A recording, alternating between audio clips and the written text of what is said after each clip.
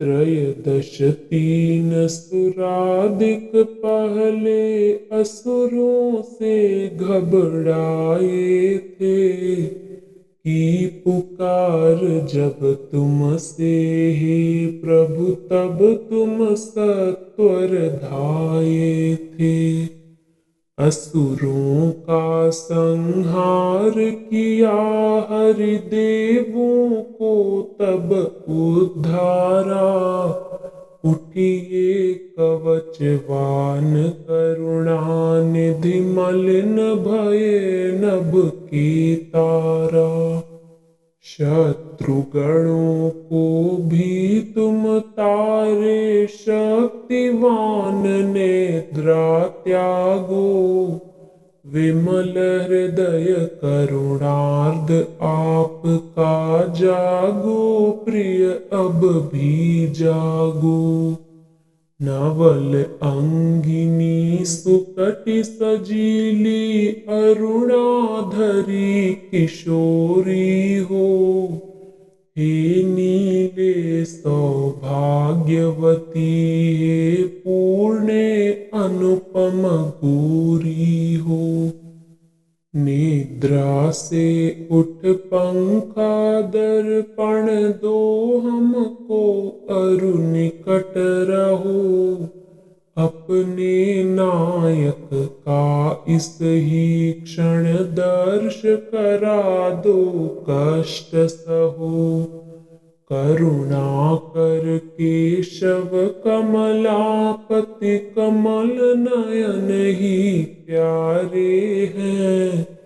हे जानू जी अब ये ही मन के छंद हमारे हैं। हे जानू जी अब ये ही मन के छंद हमारे हैं। इस पद में गोपियां भगवान श्री कृष्ण की महिमा और उनकी कृपा का वर्णन करते हुए उन्हें जागृत करने के लिए विनम्र प्रार्थना कर रही हैं। वे उन घटनाओं का स्मरण करती हैं जब त्रयोदश 13 देवताओं ने असुरों से भयभीत होकर भगवान विष्णु से सहायता मांगी थी।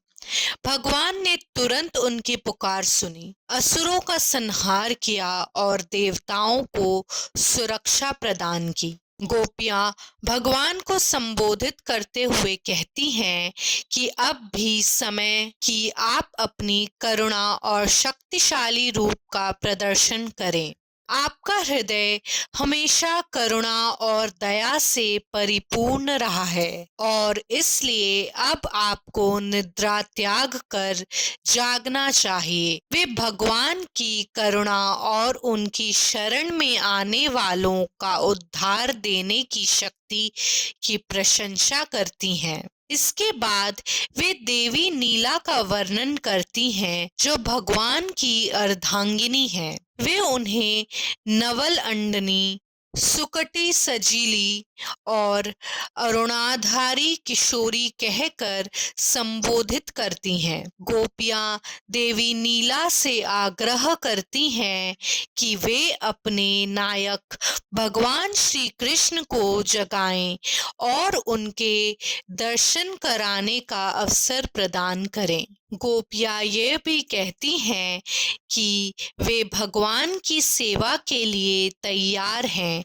और उनके साथ पंखा और दर्पण लेकर आई हैं ताकि भगवान की सेवा कर सकें। अंत में वे भगवान की महिमा का गुणगान करते हुए अपनी प्रार्थना को समाप्त करती हैं और कहती हैं कि यही उनके हृदय के छंद हैं। वे भगवान और देवी नीला से अपनी भक्ति को स्वीकार करने की प्रार्थना करती हैं।